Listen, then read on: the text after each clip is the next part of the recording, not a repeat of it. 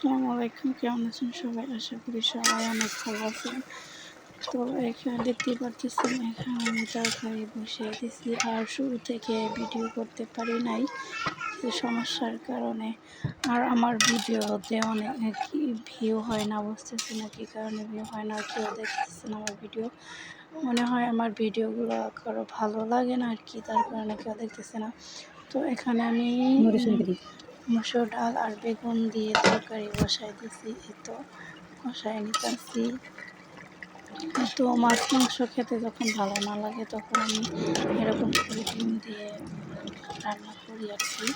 তো এখানে আমি ডিম দিয়ে রান্না করবো, তার জন্য মসুরি ডাল আর বেগুন কষাই নিতেছি।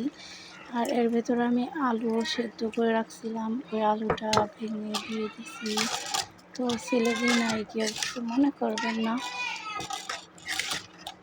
আর অতটা বোঝাও যেতেছে না, তো একটু নাড়াচাড়া করে নিতেছি, মিশিয়ে নিলাম তরকারির লগে আলুটা।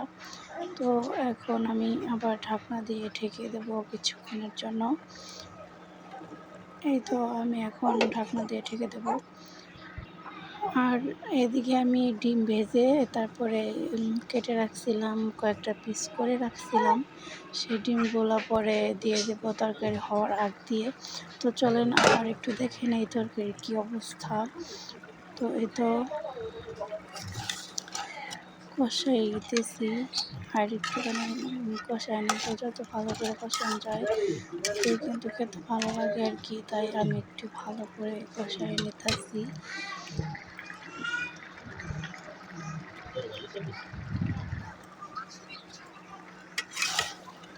ভালো করে কষাই নিলে আর কি ঝোলের পানিটা কম দেওয়া লাগে, কম দিলে ভালো হয়। আর আসল স্বাদ কিন্তু তরকারি কষানোতেই। তো এখন আমি ঝোলের পানি দিয়ে দিতেছি পরিমাণ মতো, বেশি দেব না, অল্প করে দেবো। কারণ আমি অনেকক্ষণ ধরে তরকারিটা কষাইতেছিলাম, তার কারণে আমি অল্প করে পানি দিলাম আর কি। তো এখন আমি ঢাকনা দিয়ে ঢেকে দেবো কিছুক্ষণের জন্য।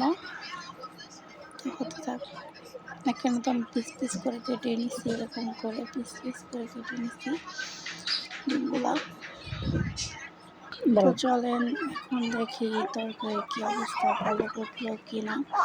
তো এই তো তরকারি কিন্তু বলক উঠে গেছে, মানে এখন ডিম দেবো আর কি। যে ডিমগুলো পিস পিস করে কেটে রাখছিলাম ওইগুলা দিয়ে দিতেছি, এক এক করে সবগুলাই দিয়ে দেবো।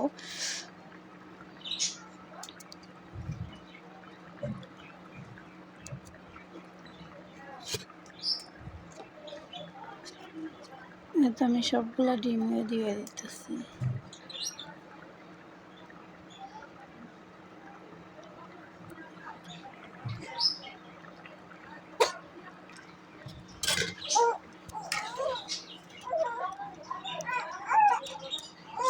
এই তো সবগুলা ডিম দেওয়া শেষ।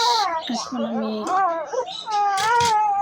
এখানে মিশাই নিলাম আর কি।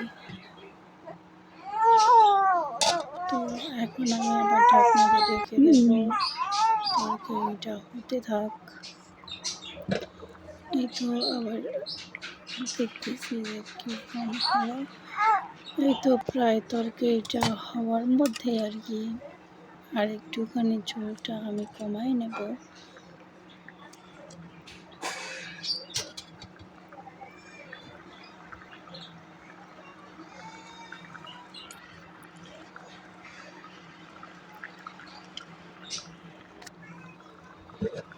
এখন আমি আবার ঢাকনা দিয়ে ঢেকে দেব।